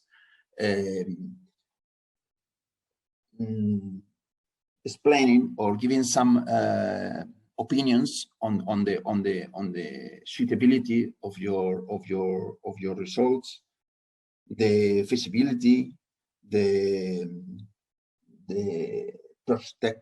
prospective opportunities on your tools. This has been part of a process that started at the end of HGA2. We had to inform after exchanging with you and discussing with you what technologies are you working and to update the information that we have from you on the technology you are working on. We informed the Commission at the end of the HGA2 on the Innovation Radar, and they give us the feedback. And after this feedback, we have given you these comments, and you have found different recommendations, and this feedback has been the basis for further conversation we have had with some of you, some face-to-face conversation we had in the last months, and it is very important for the technologies that are there in this Innovation Radar to be reflected in the exploitation plans that I have explained in this course. The Innovation Radar, more specifically, is an instrument that tries to capture the innovations that are produced in the different European Commission projects, and then use a kind of tutorial from 1 to 9, trying to identify what is still an exploring innovation. It is something that it is promising, but it's not still ready for the market. Technology ready, business ready and market ready. Well, as you can see in the right part of the slide, and you have also there the link to the Innovation Radar webpage of the Commission. The market ready are technologies that are mature, and they have a high commitment of the project to bring them to the market. Business ready is when the innovation is it has already some market-oriented ideas, market studies produced around them, and they are candidates also to be put in the market very soon. The technologies ready are innovation that are progressing in the development process, and they need another market-oriented actions still to capitalize the opportunities and the potential of these innovations. And exploring innovation are actively explore value creation opportunities and are innovations that have a good potential but are still in the level of TDL 1, 2, 3, around these levels. So just this slide is just to finalize the session and to give room to give you the room for questions. This last present slide aims for you to know why we ask you for some information. Sometimes I know that from the innovation team we ask things and can be considered an extra work you have to do, but please understand that the Commission is very interested, obviously, in promoting innovation, especially in a so important and strategic project as HBP is. And then we have some commitments. One of them is to fulfill as well as possible this innovation radar, and that's why we need to be informed on time and with the right contents on the things that you are doing. This is the only way to inform adequately to the Commission. So the exploitation part, the exploitation plans that we are going to produce and which details will be explained tomorrow. The exploitation plans are an instrument very useful for us, for the consortium, and eventually for the Commission to know and to realize and to be sure that the big quantity of money that has been put in the project deserves a good result, and the products coming and rising from this project are impactful for society and put in the market.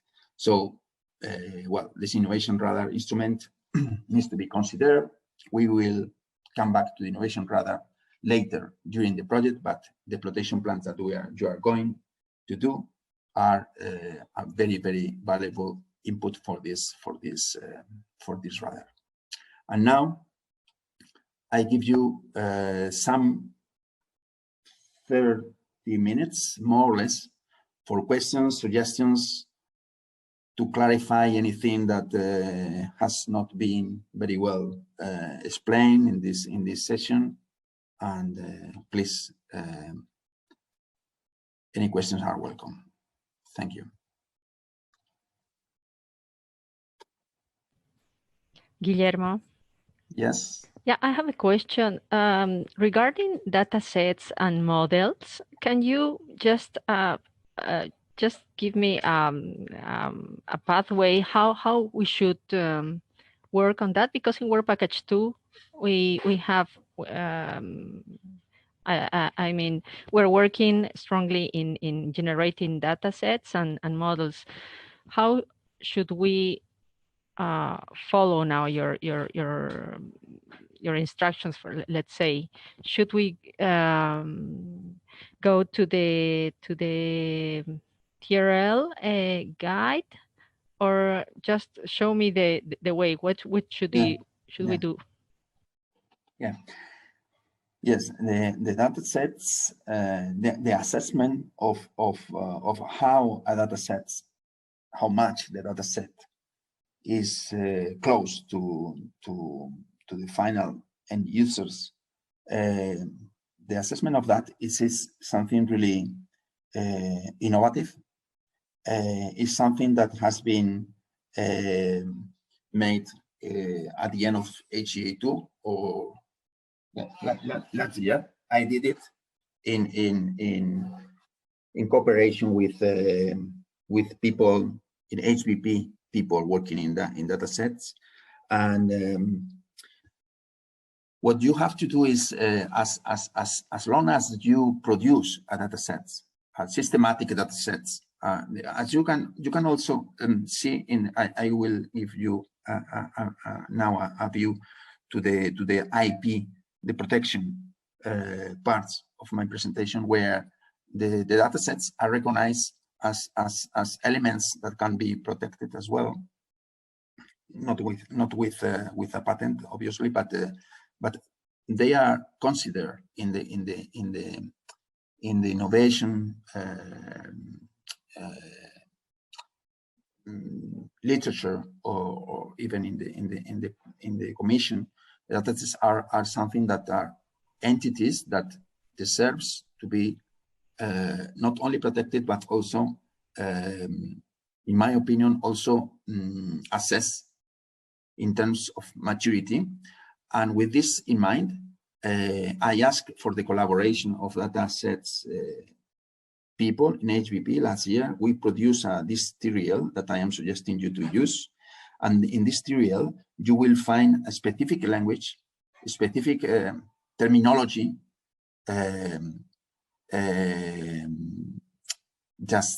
terminology that it is really part of the data sets working environment.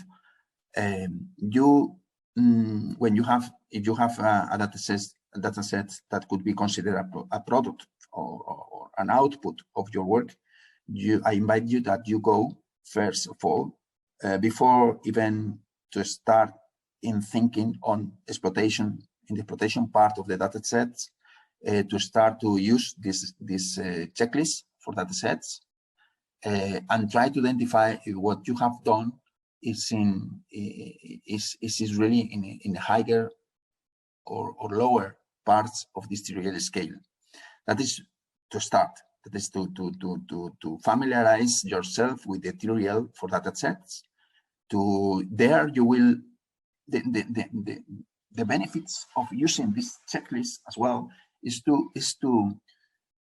identify and to realize to what extent some things have been in your dataset production, or in your hardware production, or your software production, any kind of result production.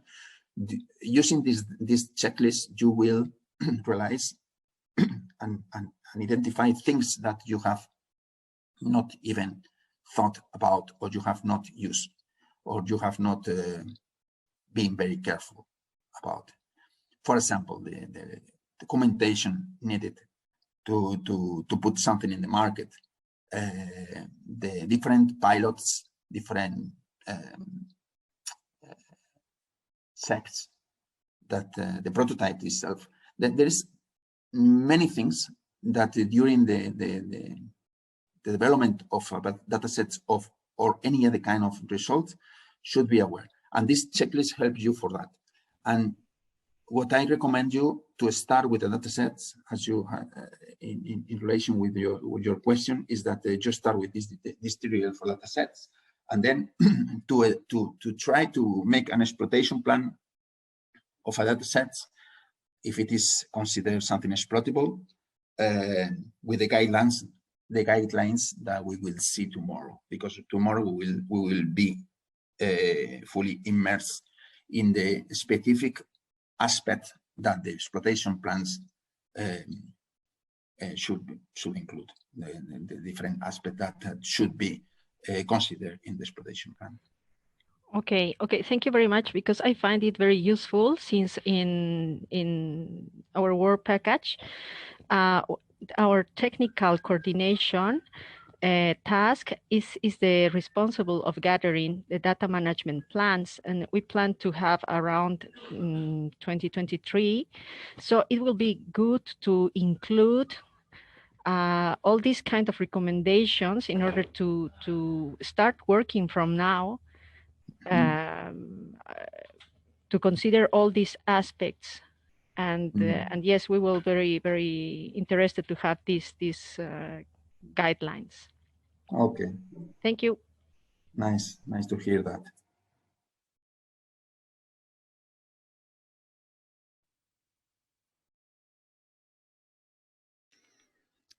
I have a question regarding this innovation list, technology catalog on our website. It seems that these are PDF files, and I just tried to find one with Google and failed. Are they really the best way to show these innovations on the web as PDF files, or would it be useful, possible to have something that's better searchable? Well, we decided to put it in a PDF format, just to facilitate distribution and printing in case that somebody wants to use it for, let's say, commercial purposes. We are, as I told you, I am working in a new format for these sheets. Could be potentially use another formats. We are working in the design and the structure of the technology sheet, but in terms of format, we can consider another options apart from PDF. But the PDF was the more, for us, we believed that was the most suitable for distribution purposes.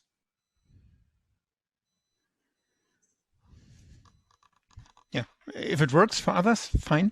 If it would be just be interesting how many requests you generated via this technology catalog on the HBP website so far, just to see requests from outside, from externals. External request.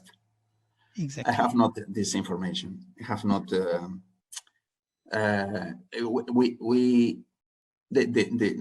PDFs are available for whoever external could download it. Can go externally, can go to the website and to download it. But I have not, to be honest, I have not the number of downloads that each PDF has had. What I know is that, for example, in different meetings in the national innovation communities that we are also launching, the ones that I referred to before, some people I can say that I have used this PDF just to understand what HBP is doing and to learn more about the project, but I have not the official number. More questions? We can think about it. Bjorn will consider your suggestion. Thank you. Yeah.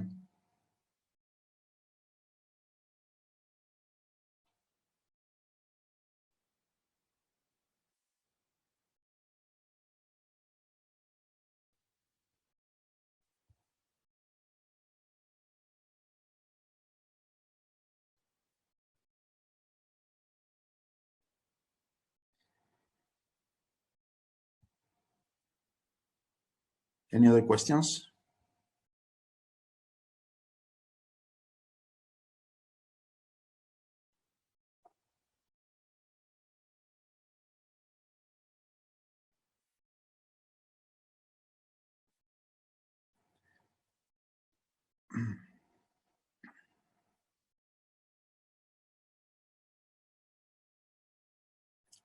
I guess that most of you or many of you have already do something similar to a exploitation plan in HBP2. Well, use a list of questions that we distribute. What we are going to do this year is to help you in doing these exploitation plans with a template of similar questions that you have not to worry very much about the structure, about the things that you should include. So we will facilitate very much your exercise with a template of around 20 questions. Tomorrow I will show you them in detail. But what is important to know is that the exploitation plan preparation is an opportunity for all of you to summarize what are you doing, to reflect on the opportunities that exploitation offers you. It's an opportunity as well to collaborate much more with us and to get our support. We are happy to do that. It's an opportunity as well to find users, as I Sorry, Guillermo, are you sharing your screen? Are you sharing the presentation? Because I don't see it. I see. Can you see something? I see questions now. Yeah, I'm seeing like. Yeah. Now I see the innovation radar. Yeah, no. I am just asking for questions and making some final remarks. No, because I was seeing the like this is no screen. Okay, forget it. Sorry. No. I was just refreshing some things and I'm making some final remarks on the importance of these exploitation plans and for people to be sure that the exercise that we like them to produce is part of an important action in HBP that needs to be the work that researchers work it needs to be reflected in practical terms and should demonstrate the impact to outside the HBP and inside as well to the partners. So any questions that you have related with the conception of exploitation in HBP, remember protection, exploitation, ownership are three important aspects that I cannot believe that there are no more questions about so important aspects. So please address me any kind of clarification that you have in this sense.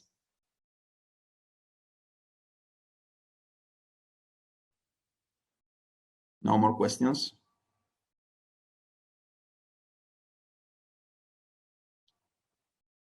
Do you have, Barbara, some other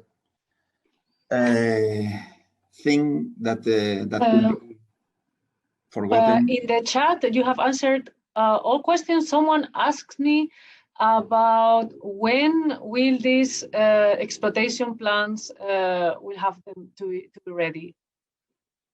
The calendar. I know you will address this later on, but maybe tomorrow. Yes, tomorrow. Tomorrow I will present a calendar for that. Okay. Yes, but tomorrow we will see these practical details, and what is very important is that it's not an obligation, but it's an obligation between brackets, I will say, because it is very important for the HBP to have in written what we are doing, because it helps you to reflect on that on this important aspect, and it also helps on the reporting responsibilities that all the HBP members have in front of the Commission.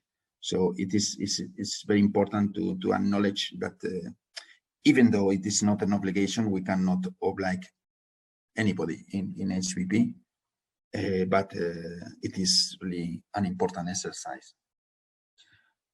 I am wondering, Barbara, if you wish to remark something about, I don't know, the technology catalog, anything that you find that I have overlooked. Not sure. Really. I don't have anything to add. Thank you, Guillermo. Okay.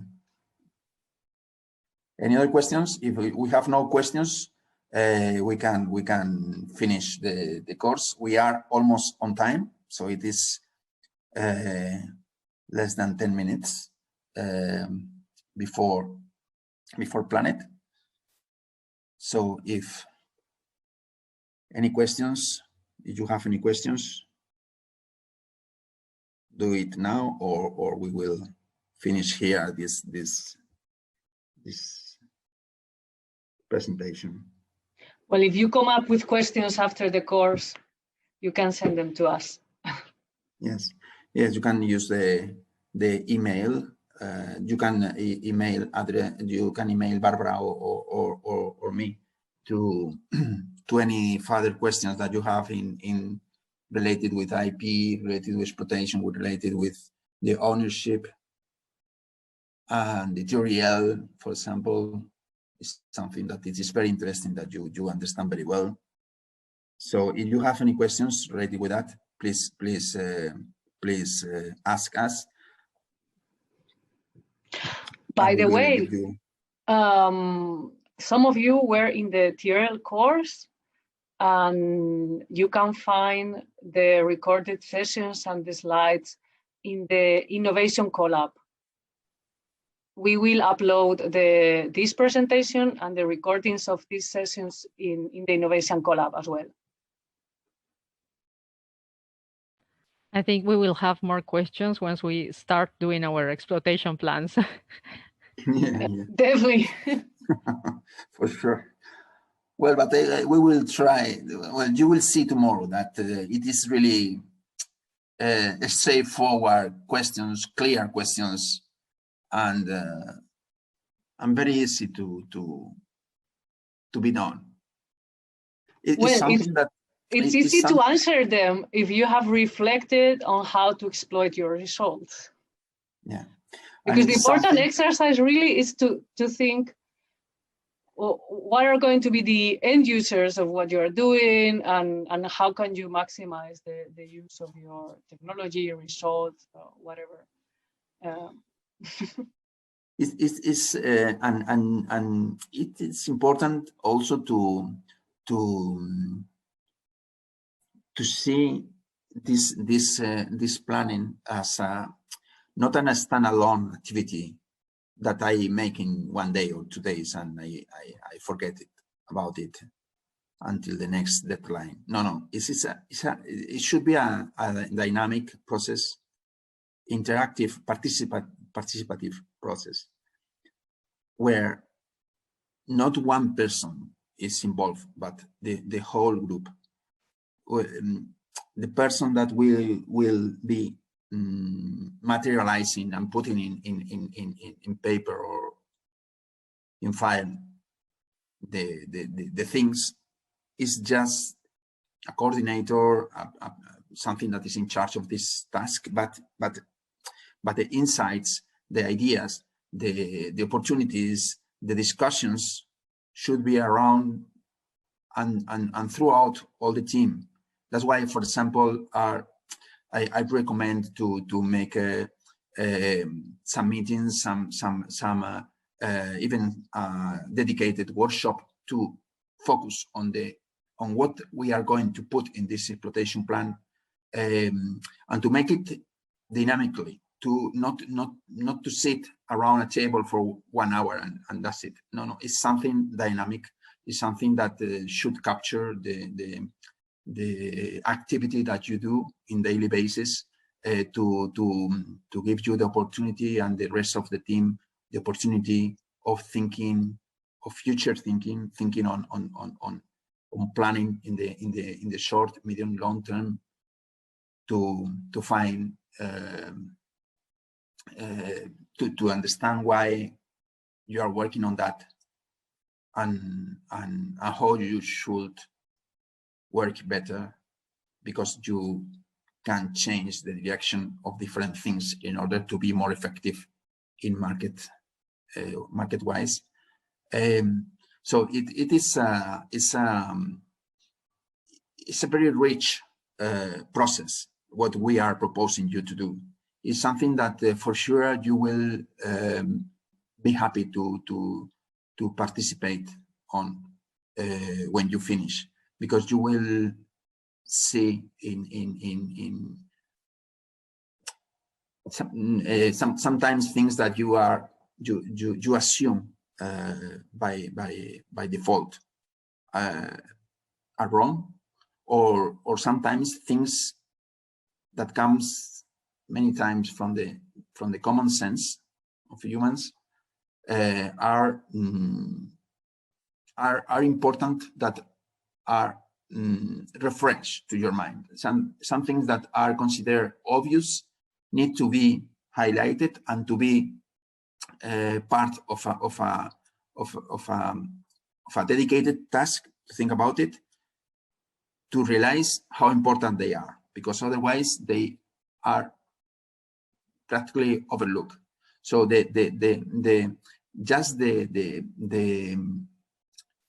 possibility of sitting in front of somebody that is making something very, very relevant for the science, and you have some ideas or what this solution is able to do, and you can have some ideas who to offer this tool, for example.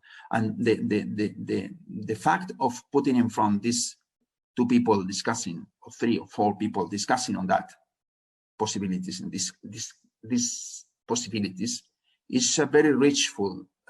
It's a very rich process. It's a very interesting process from which normally good ideas emerge. So participation is important, interaction within your group. Please not leave to one person that it is only 1 week in the project. Don't leave them. Don't leave this person the responsibility of making this exploitation plan. This is not the way that we want to work. We need that you, the person that coordinated the exploitation plan, involve all the people that knows very well the capacities of the tool, and we don't like that this exploitation plan should be just a boring task to tick and forget. No, and please don't leave it in hands of people that don't know the project and people that don't understand well what are the important tools that the group is working, because at the end of the day this will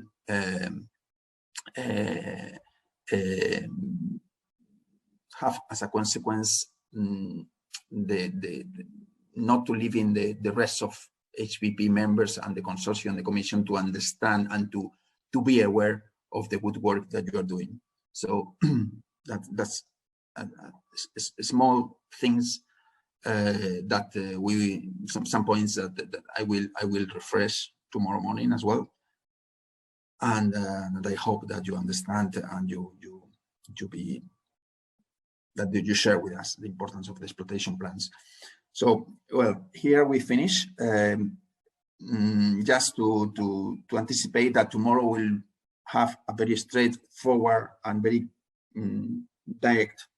We will give some direct messages, practical messages, how to do it, how to make an exploitation plan, and deadlines, and And that's it from my side. Thank you very much, all of you, for your attendance, and see you tomorrow.